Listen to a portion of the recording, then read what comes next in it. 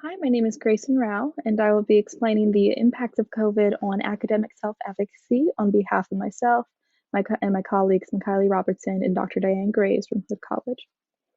First, some background information on academic self-efficacy. Academic self-efficacy is a component of educational psychology that describes a student's confidence in their ability to succeed in and execute tasks related to their education. This stems from Alfred Bandura's concept of self-efficacy, and research has shown that self-efficacy does predict academic performance, but mostly on basic tasks as opposed to standardized test performance. While subjects with high self-efficacy perform better overall, it can hinder them when faced with more complex tasks. While academic self-efficacy may not directly cause success, it may be a factor that results from successes. And to discuss perceived control and the student strength inventory, given the unprecedented nature of the coronavirus, it is challenging to compare our present situation to past shared experiences. With that said, studies on perceived academic control can be likened to the lack of academic control students feel now. A Canadian study evaluated students transitioning from high school to college who are otherwise enthusiastic about learning, and students who feel that they are psychologically out of control have worse academic performance than their peers who feel they are psychologically in control. And we utilize the Student Strength Inventory, or the SSI, which evaluates predictors of college success, such as academic self-efficacy, the main focus of this study, social comfort, academic engagement, educational commitment, resiliency, and campus engagement. And then I have my abstract here for the purpose of the study. So we wanted to find out which college success factors are being impacted by COVID. We have a very small cohort of 6 students pursuing STEM majors, a part of a greater program whose mission is to maintain student retention in STEM programs. And so these students are all either engineering, technology, or science and math majors.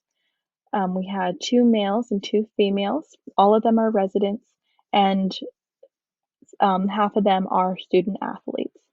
We were unable to get all of the scholars to complete every survey item. So as a result, we have 4 of the students as opposed to 6.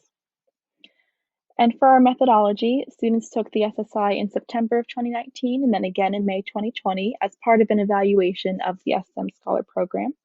And questions were also added to directly address their perspectives on the impact of online learning in COVID. And so as a result, a pair t-test pre and post-COVID between the 6 subcategories of the SSI did not find any statistical significance for any of the SSI subcategories. However, with that said, 75% of the participants do believe that online learning has had at least a moderate impact on their ability to learn in STEM courses, and 25% believe that it has a high impact on their ability to learn. And 75% of the students believe online learning will impact their STEM grades by lowering them. And obviously, personal experiences can skew results one way or another with such a small cohort. All the participants said that COVID has impacted their learning in at least a moderate way. So our small sample size was obviously a pretty big limitation with not all the scholars completing every measure. But these measures will be repeated with a second cohort to support these findings because this is a program that is going to continue for the next few years.